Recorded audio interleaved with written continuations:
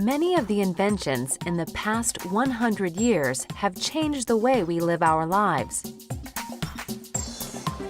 Cell phones are owned by almost 6 billion people worldwide. And when over 6 trillion texts are sent every year, many of us believe that we can't live without them. People are always trying to think of the next big invention that's going to change the world. But for some inventors, this doesn't mean designing a new phone app or building a smaller, quicker, lighter computer. For some inventors, it's about looking at what everyone really can't live without. Emily Cummins is a young inventor who is looking for new ways to help people. She started inventing at a very young age. At the age of 4, my granny gave me a hammer. I used to spend hours with him in his shed at the bottom of the garden. As I got older, he would teach me about the different properties of materials and how to use the tools and the machinery in his shed. While she was still at school, Emily designed a new type of fridge. But her fridge doesn't look like the ones that most of us have in our kitchens. It's designed to be used in areas where there isn't any electricity. I realised that people in Africa weren't able to store food and medicine because they didn't have access to electricity or refrigerators. I spent a lot of time researching how to redesign the refrigerator. The design was very simple. A small cylinder inside a larger one. You put your food or medicine in the small cylinder.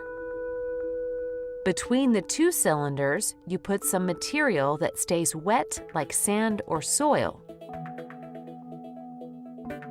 In the sun, the fridge then sweats just like a person. The water evaporates and pulls the heat out of the small container, and the contents stay cool. The fridge was designed so anyone, anywhere could make it, with simple tools and materials. And Emily wanted to help people do this. When I was 18, I travelled to Africa on my own, which was really scary at first. But actually, when I got there, people were really welcoming. They invited me into their homes, they looked after me, they listened to me, and we shared ideas. So although initially I was frightened about the experience, it was actually incredible.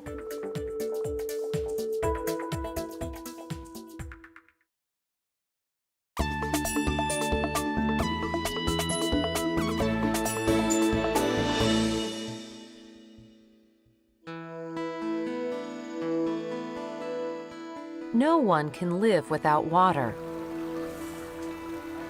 But today, over 1 billion people live in water poverty. They don't have easy access to clean water.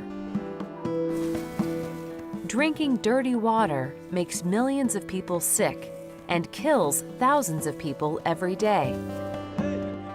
After seeing the terrible result of the Asian tsunami in 2004, inventor Michael Pritchard decided he wanted to do something about this problem.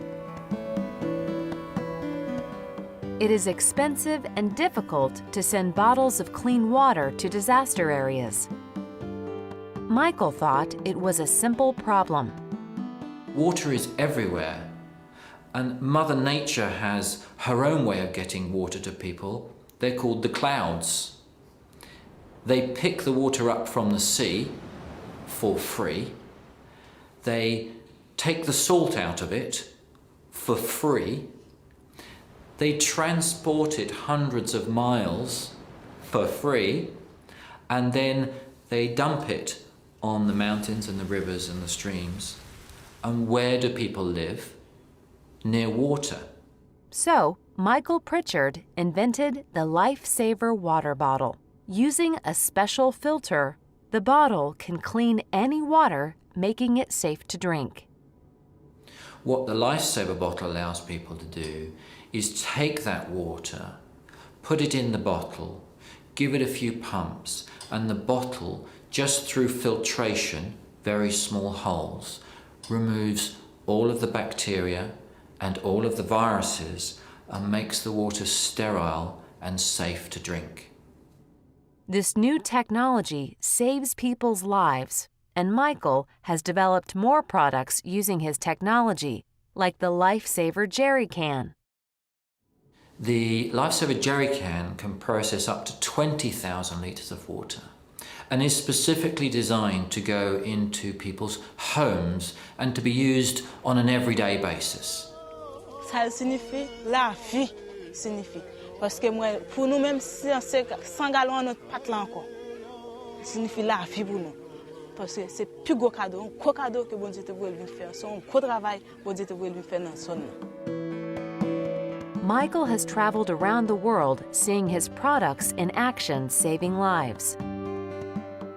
We do many projects around the world to help people who do not have access to clean drinking water, whether that be in Malaysia or in Haiti or in Pakistan or in India. We do lots of projects around the world to make sure that people have access to clean water, not just for a day or for a week, but for life. Well, we're working to end water poverty. That's our mission. That's what we do.